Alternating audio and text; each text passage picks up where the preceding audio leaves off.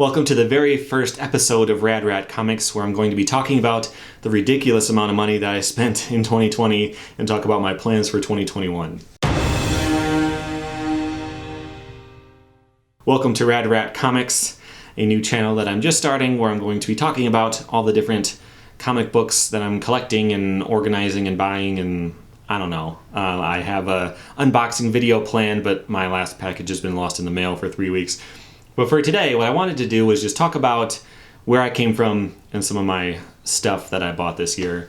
So I, as most people did who are into comics, I read a lot of comics when I was a kid. And I was mostly into Superman and Spider-Man. I had some Batman, and I was mostly buying back issues. So I was born in 1988, and a lot of my comics were from that era, because they were a few years old by the time I was reading, so they were cheap. So I'd buy a bunch of back issues for $0.25 instead of buying a new comic for $1, you know. So I had a bunch of stuff from that era. Really into Spider-Man, new, older Superman, including like the death of Superman and the reign of the Supermen. That was a big thing for me. I loved that stuff, and I was always trying to find all of the issues. That was the first set that I wanted to collect. Actually, the only set I tried to collect as a kid. For the most part, I would just buy stuff every now and then randomly, and I didn't really know what the storylines were. But yeah, so I got into all that. As a teenager, I outgrew it, you know. Comics aren't cool anymore. I was into skateboarding. I still am, but I was into skateboarding more, and I was into all kinds of other stuff. And so I still kept some of my comics when I grew up and moved out of the house, and I had maybe 100 of them, if that, probably less, but you know, a nice stack. And I read that book, I forget what it's called, but it's the one where you have to but it's the one where you have to simplify everything. You know, you go through all of your stuff and you look at it and you hold it and you see if you really need it, and if you don't, you let it go to the next person, you know, like all that stuff. And I did it. And I got rid of almost all my comics. I kept maybe 15 or so. I took them to a comic shop, put them all on the counter, and they gave me like $5 for it, which was fair. They were owned by a child in the 90s. So 90s comics that are in bad shape. Like, okay, $5 is probably all it was worth. But this year has been pretty crazy. For me, it has meant being really busy at work.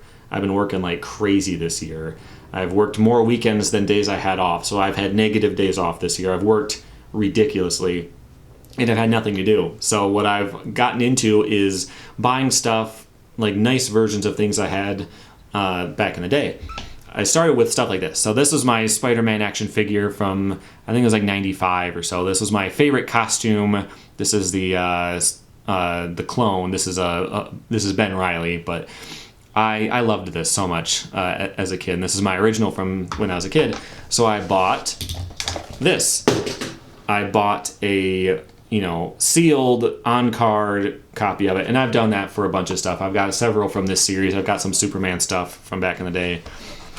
So I got into that. I bought some Pokemon cards because I was into that as a kid. I bought other types of action figures, some Star Wars from the 80s, all this kind of stuff. But the thing that really stuck as I was starting to recollect all these old things was the comics. And the first thing that I got into was the giant books, the collections, the Omnibus collections, like this one. So I always liked collecting stuff from the Silver Age. I don't know if I had any that were actually Silver Age, but I had old stuff. I had stuff from Bronze, probably, is the oldest I had as a kid. But so when I started to get into comics, I figured I was going to buy up all these old Silver Age books and catch up. I hate starting in the middle. It's a big problem with comics because the storylines start over all the time, and you never know whether this person is currently dead or if they used to be dead, all that kind of stuff. So I always feel like if I'm going to read a comic, I need to start from the beginning and read all the way up through till now, and that's the only way it'll make sense. That's really not the case. You can just kind of be confused every now and then, and it's fine. You don't have to read decades worth of comics to get up to speed. But that was my thought at the time, and I bought this. This is the Supergirl Silver Age Omnibus Volume 1. This is bad. I like Supergirl. I like Power Girl. I usually like the kind of secondary versions of characters because they're willing to take more risks. But with this, it's really ridiculous. So Supergirl lands on Earth. Superman says, hey, you don't know your powers yet. I don't want you to do anything stupid, so you need to do all of your superhero stuff in secret. I'm not going to tell people that you exist. You have to just be a secret, and you can't live with me or anything. And he takes her to an orphanage, and she has to avoid getting, like if a couple wants to take her home and adopt her, she has to like talk them out of it. So she has to say she's a good cook and then use her heat vision to burn the food so that they don't like her and they return her to the orphanage. Really weird stuff in this story. And Superman is always trying to, he's always telling her that he's going to, like, she's done such a good job, he's going to announce her to the world and she can be by his side now, and then he just doesn't. Like, he's kind of a dick in this. But still in the Silver Age, I also bought The Flash. This I really enjoyed. The DC stuff at this time was really formulaic. It would be like an animal themed. Trying to avoid the glare. Let me switch sides. It's like an animal themed villain appears, and then the main character, if it's the Flash or Green Lantern or whoever, will have a date with his girlfriend, and then fighting the villain will make him late, and then she's mad at him, and then he winks at the camera at the end or something like that. Happens like all the time. But yeah, there's a lot of ridiculous stuff in here, but this I actually enjoyed quite a bit. I also bought Green Lantern Silver Age Omnibus Volume 1 and 2, which I really liked. I had one Green Lantern issue from back in the day as a kid. I couldn't afford to have multiple titles. Like, if I liked Superman, I had to buy nothing but Superman, and I would still, you know, I was a little kid. I wasn't buying comics that often. So if I was buying one every couple months of different titles, I would have been lost. But yeah, these are pretty good. It's the same as Flash, just ridiculous storylines. A guy evolves super fast, like a million years, and he has a giant head, and he can think really hard and like affect stuff. The storylines are crazy, but there's charm to these. I really like these. And my main favorite character is, of course, Spider-Man. So there is the Amazing Spider-Man omnibuses 1 through 4. I got 1 and 4. They are not in print. I think 1 was back in print. That's how I got this one. And I think they're going to reprint 2 next year. I have that pre-ordered. But yeah, I kind of got out of collecting these for the most part. This was probably in the spring or maybe the early summer. No, I bought Green Lantern in July. I can't tell you, like, all the stuff that I'm going to show you, I bought within about 5 months or so. It's pretty crazy. I remember I bought Green Lantern in July because the comic shop did not have heat. It was swelteringly hot in there, and the guy just wanted to keep talking and talking and talking. I couldn't get out of there, and I was just sweating to death. I was going to drown in my own sweat. But yeah, like these, I'm not as into these anymore. I'd rather read on my tablet because I can read that in the bath. I could do that anywhere. With this, you've got to have the whole setup. You want to like be propped up in bed, have some pillows propped up so that the book can kind of stay upright, and then then the page kind of drags as you try to flip it over. It's nice. It's really big. The page quality is great. The vibrancy and everything is great. But they're kind of a pain to actually read. Part of me likes it just for the sake of having like an archival version of it. You know, let's say they recall an issue because it's offensive or something like that. Like, it's still in here. I have a printed physical copy. Nothing can take it away from me except for water, I guess. The last one I bought was this. This is the John Byrne Spider-Man. This one I found at a Second and Charles for half price.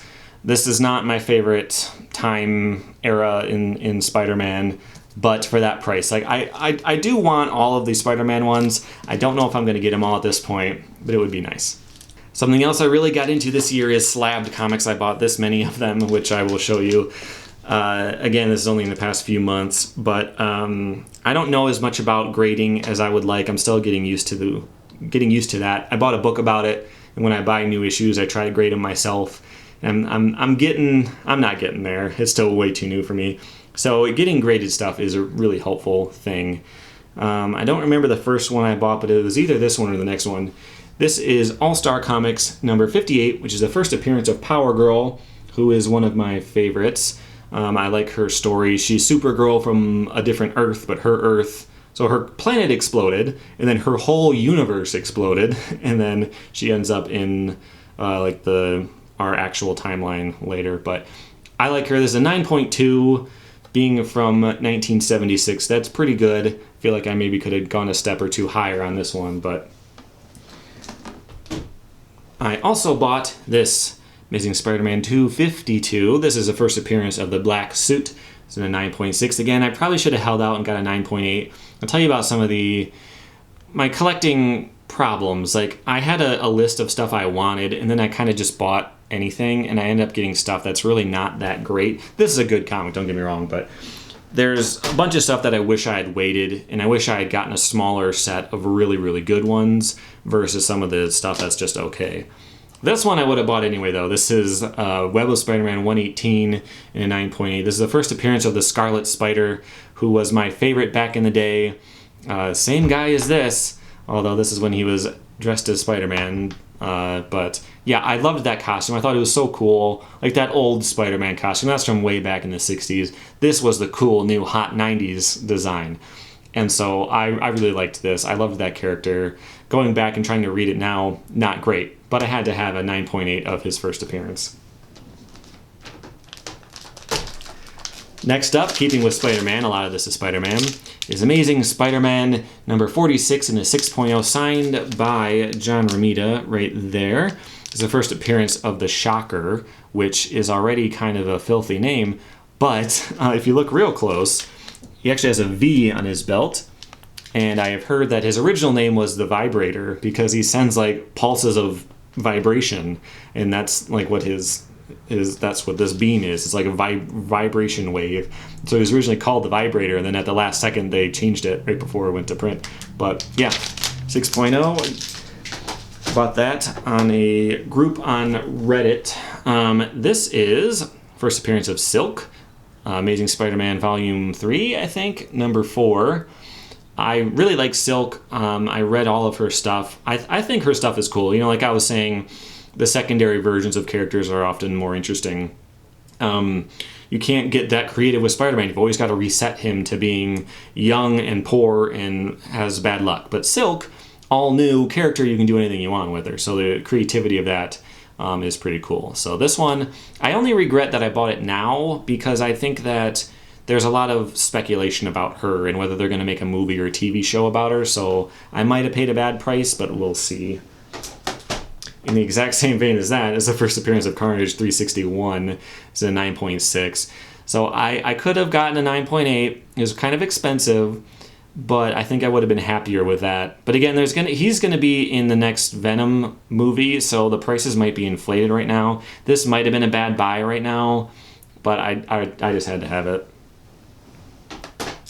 Next up is Amazing Spider-Man number 33. This is just a very iconic one. This is in a 7.0. I was still learning a lot about grading at this point, so it doesn't look that great. Like there's a lot of chipping right here, which apparently the grading companies don't take that much off for because it was so common. A lot of these books back in the day did that. So yeah, this is just a super iconic storyline that I really enjoyed. 7.0, I'm very happy with this one. While recording, I forgot that I had 2 more in the other room. The first is Amazing Spider-Man 78, first appearance of the Prowler. So a couple of years ago, the Prowler got his own series, and I really liked it. He was also in the Spider-Verse movie. It's a different guy, but it's the same power set and stuff. This is 8.0. And I got this one, which I'm pretty happy with, which is Spider-Man 2099. This is the Toy Biz variant. So the first issue of Spider-Man 2099, not hard to come by, like $20 in high grade. But this is, it was packaged with a toy, and they were pretty beat up for the most part because the kids opened the toys and played with them, right? So this is a 9.2, which I would have loved to get a higher graded one, but they're just really hard to find. This is the first one I've seen since I started looking, so I had to snap it up. And my favorite thing that I bought this year was Batman. This is number 423. I couldn't afford a 9.8. It's like $700, and it feels like a little bit much. This is from September 1988, which I was a couple months old for. So I was born in May. They usually sold like 2 months in advance. So when I was like 2 months old, this was on the stands, and I think that's pretty cool. Signed by Todd McFarlane. I couldn't afford the 9.8, so I figured I'd get a 9.6 with a signature as a way to step it up. And then that would make it something worth buying. I have a couple copies of this, actually. I have the second print I bought in a lot. I'm going to show you some of that stuff in a second. But yeah, so my regrets for this year are just not having as good of a plan. I did have a plan. I had a sheet of paper. I thought I still had it. It's over there. I had a sheet of paper, all the stuff I wanted. Toys, comics, Pokemon cards, all this stuff. And I had it all planned out. And I just veered way too off the list. Like this Spider-Man that I showed you, this was on the list, but a lot of the other stuff I bought was not. I bought a lot of the Star Wars toys from the 90s as well, which are like $5 each, and they're kind of worthless. Like you can go to any comic shop. There's a few around here that have them, and you can buy all. Like none of them are rare or hard to come by or interesting. So I have, you know, a Sand Trooper and Princess Leia and Luke Skywalker in their 90s. Like, who cares? I don't need any of that stuff. So I veered from my path a little bit too much because I was impatient. A bunch of the stuff I want is going to be really hard to find. And I can either buy nothing for months and wait for something to come up, or I can just buy stuff. And I think I kind of went too far with that. So let me show you the other stuff I bought. So here's a look at my back wall. This is mostly Batman from the 80s. I do try to switch this up every now and then. A handful of Amazing Spider-Man, including 149. That one is the first appearance of the clone Spider-Man. And my only Green Lantern issue, I do want to get a few more of him. I do also like to grab any 12-cent Supermans that I can find from now and then. Got some Dragon Ball Z. And Power Girl. Got her whole 4-part miniseries. I'll show you that in a second. And these are my long boxes. I have some Batman in here. These are drawer boxes. You can actually slide them out. So these Batmans are all early 80s. I think maybe the first few may have been into the 70s. I need to figure out a run of those that I want. This one, 416, I had this as a kid. Like, this guy is going to shoot a child on the cover, and I owned that as like a 7-year-old. But yeah, lots and lots of them. I said I had another 423. There it is right there. That one is pretty nice shape, but it's a second print. It's not really worth all that much. So this era in Batman, I do really enjoy. Just skip around. We get to Nightfall toward the end. That's about where my collection ends. So that's Batman. These are kind of hard to move. Hold on. And then I also have some detective comics. Again, I've got some that are relatively old. I would love to figure out exactly where I should start and end on these, but pretty quick. I don't have as many detective as I do Batman. I got 1027 there as well. And then just Batman-related stuff. A few things that came in lots that I don't really care about that much. Next, let's take a look at the other. So in here I have the rest of the Power Girl miniseries. I've got another Green Lantern, Green Arrow, some Dragon Ball Z. Back there you can't see it. There's the very Gary variant of The Last Ronin is in there as well. Let's take a look at Spider-Man. So I don't have that many actual just loose comics. I have most of my Spider-Man collection is slabbed. But I did recently find a good set of them at a comic shop from the 170s to the 180s sort of range. So I want to figure out a starting and ending point to do that. I bought a big lot on eBay as well. So I've got a few in that range. I want to figure out what to do with that. And the rest of my Spider-Man titles are in here. I've got some more. Got 2 of that issue because one was my childhood and one is a near mint one. Oh, and shout out to Street Side Anthony. That's his profile picture. But yeah, this sort of assorted Spider-Man stuff. I don't have a lot. Next, let's take a look at Superman. I've got the most. This box is almost full with Superman. A nice 10-cent Action Comics there. I've got a couple of those. I've been going to a lot of not pawn shops, like antique stores and stuff, and every now and then you'll see a couple of old Action Comics or Supermans there, and I tend to pick them up. And then, yeah, not too long after that, we go into the rain. I've got that whole set, but that's not really all that exciting. Some older adventure comics. I've decided I don't really want these. There's not a lot of interesting keys in there, and I can't collect all of them. So I've got all the ones that I needed for the rain, and that's probably about as far as I'm going to get with adventures. I've got Superman right there. Not a lot of incredibly old ones, but there is some interesting stuff in there. I've got some on my list for next year. I want to get some slabbed really early ones. This one, I love that cover. Yeah, like you don't see that type of angry Superman too often. So yeah, some relatively early stuff. And then before too long, we're getting into the 80s. I have Superman #1 right there when they rebooted the number system. And then, yeah, we get into the later 90s. Got a nice patriotic cover there. What I really want to collect with Superman moving forward is the triangle years, which is mostly in the 90s. I'll show you what I'm talking about. There's one up here. Yeah, the triangle years. So they would have which issue you should read next. Like it would jump titles. So I do want to get all of those. So yeah, in the past few months, I bought all of that stuff, aside from the 15 issues I had from childhood. And I think counting all the toys, which I haven't shown you all of those, I might do that some other time. Counting the boxes, counting the UV protective sheets. I have these for my slabs. They can actually adhere to the slab, but when I have them displayed, I just lean it against it so I can reuse these. Like I have one sheet per display location instead of per slab. These are like $10 each.